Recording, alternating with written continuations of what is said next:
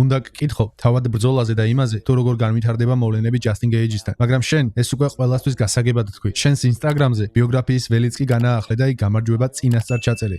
რა თქმა უნდა, ჩვენ ამ ბრძოლას აუცილებლად მოვიგებთ. მინდა მენტალობაზე მესაუბრო, რადგან მაინტერესებს რა ხდება შენს გონებაში. მოხიბლული ვარ შენი აზროვნების წესით. მაგალითად, როცა აღწერაში გამარჯვებას წინასწარ წე, შენთვის ეს ბრძოლა უკვე დასრულებულია? ან როცა ბრძოლის წინაღამეს მთელი გუნდი აღნიშნავთ. ნუ თუ გამარჯვება შენს თავში უკვე მოპოვებულია. ამიხსენი ეს უფრო ვრცლად. მე ყოველთვის ვამბობდი ასეთ რამეს. მედლები მოიპოვება ვარჯიშის პროცესში, ხოლო შეჯიბრებაზე მხოლოდ მათ ასაღებად მიდიხარ. მე იმდენად თავდაუზოგავად ვშრომობ, რომ საკუთარ გამარჯვებაში ეჭვი საერთოდ არ მეპარება. ზუსტად ვიცი, რომ მთელი საშინაო დავალება შესრულებულია. გავაკეთე ყველაფერი, რაც კი ადამიანურად შესაძლებელი იყო. ამიტომ სხვა გზა უბრალოდ არ არსებობს. გამარჯვება ჩემია. საიდან მოდის ეს მენტალობა? ალბათ იქიდან, რომ უზომოდ მიყვარს მოგების გრძნობა. თუმცა ამის საჯაროდ თქმა ბრძოლამდე დიდ რისკთანაა დაკავშირებული. შენ ამას საერთოდ არ აღიქვამ რისკად? სიმართლე გითხრა, საერთოდ ვერ ვხედავ აქ ვერანაირ რისკს. ბავშვობიდან ესეთი იყავი? ჩვენ ყოველთვის ვსწავლობთ რაღაც ახალს. თუმცა მე ბავშვობიდანვე წინასწარ ვაანონსებდი ჩემს ნაბიჯებს. თუ რამე მინდა, ყველაფერს გავაკეთებ მის მისაღწევად. აბსოლუტურად ყველაფერს, რისი გაკეთებაც შემიძლია, რათა მიზანს მივაღწიო. მაშინ ერთ რამეს შეგახსენებ. არ ვიცი გახსოვს თუ არა ჩვენი ძველი საუბარი ვოლკანოვსკიმდე ან ჰოლოვეიმდე. მაშინ მომავლის პროგნოზებზე ვსაუბრობდით. როცა გკითხე შენს ამბიციებზე, თვალის დაუხამხამებლად მითხარი. მე გავხდები მსოფლიო ჩემპიონი 3 წონით კატეგორიაში და ამას 30 წლამდე შევძლებ. დიახ, ახლა 29 წლის ვარ. ასე რომ კიდევ მაქვს გარკვეული პერიოდი ამის ასასრულებლად. მომავალ იანვარში 30-ის ხდები. ასე რომ ნახევარი წელი კიდევ გაქვს. ეს შეიძლება ძალიან მარტივად მოხდეს. სინამდვილეში ეს თითქმის მოხდა კიდეც.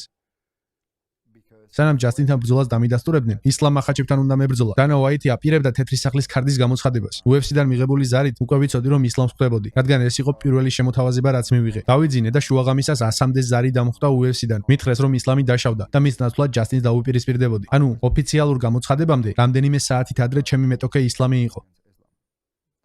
ეს ბრძოლა აი ასე ახლოს იყო. რამდენიმე წლის წინ გაკეთებული პროგნოზის ფონზე გულდაწყვეტილი ხომ არ ხარ? ვიცი რომ მაქსიმალისტი ხარ და დიდი მიზნები გაქვს. როგორ შეიძლება ვიყო იმედგაცრუებული იმის გამო, რაც ჩემს კონტროლს არ ექვემდებარება. მე არ ვთავ ემოციებს იქ, სადაც ვერაფერს ვცვლი. თუ ბრძოლა უნდა მოხდეს, ის მოხდება. ეს ბრძოლა შედგება. ვიმედოვნებ, რომ შედგება. და იმედი მაქვს, ეს წლის ბოლოს, ამ ბრძოლის შემდეგ მაინც შედგება. გაგიკვირდა რომ თეთრ სახლში მაინც და მაინც ჯასტინს ხვდები? გამიკვირდა მხოლოდ იმიტომ, რომ მეგონა პედიპიმბრეტი მოუგებდა ჯასტინს. ფიქრობდი, რომ პედის შეხვდებოდი, რადგან პირველივე დღიდან ვიცოდი, რომ ამ ისტორიულ ქარდზე აუცილებლად ვიქნებოდი. საიდან იცოდი ასე დარწმუნებით, როცა მხოლოდ წინაღამეს გაიგე. თუ კომპანია აკეთებს თავის საუკეთესო პროდუქტის დემონსტრირებას, მე მივიჩნე, რომ დღეს UFC-სთვის ერთ-ერთი საუკეთესო პროდუქტი ვარ. ამიტომ სხვაგვარად ვერც იქნებოდა. მე იქ უნდა ყოფილიყავი. მიუხედავად იმისა, რომ მანამდე არავის დაურეკავ შენთვის, მეტიც, მათ მითხრეს, რომ ამ ქარდზე არ ვიქნებოდი. ანუ მათ პირდაპირ გითხრეს, რომ ამ ქარდზე არ იქნებოდი? დიახ, მითხრეს, რომ არ ვიქნებოდი, მაგრამ მაინც დარწმუნებული ვიყავი. ლატარიის ციფრებსაც ხომ ვერ მეტყოდი? ცოტა დახმარება მჭირდება.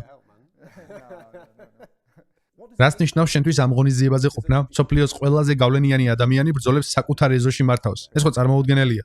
სიგიჟია. შენთვის რას ნიშნავს? ეს უზარმაზარი შესაძლებლობაა. თუ შენ ხარ მებრძოლი, ამ ქარდზე მოხვედრის სურვილი გექნება. ნებისმიერ მებრძოლს სურს აქ ყოფნა, მით უმეტეს მთავარ ბრძოლაში. და აი, მეც აქ ვარ. ალექს ვოლკანოვსკი, მაქს ჰოლოვეი, ჩარლზ ოლივეირა. ისინი ყველანი დიდების დარბაზის წევრები გახდებიან. შენ კი ყველა მათგანი ნოკაუტით დაამარცხე. ეს გიჟურად არ ჟღერს? ძალიან დიდი პატივისცემით ვარ მათ მიმართ განწყობილი, მაგრამ ყველა მათგანს მოუგე. თან ნოკაუტით. ნუ თუ არ ფიქრობ, რომ ეს სიგიჟია? კი, ნამდვილად ასეა. სიმართლე გითხრა, ნამდვილად სიგიჟია.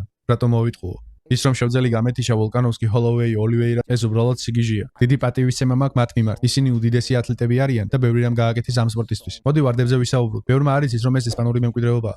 კერძოდ მატადორების ტრადიციაა. როცა მატადორი ასრულებს თავის გამოსვლას, ის პატივისცემის ნიშნად ვარდს ტოვებს. ეს შენი მხრიდანაც მეტოქისადმი პატივისცემის ნიშანია? ზუსტად ასეა. ეს ჩემი პატივისცემის გამოხატულებაა.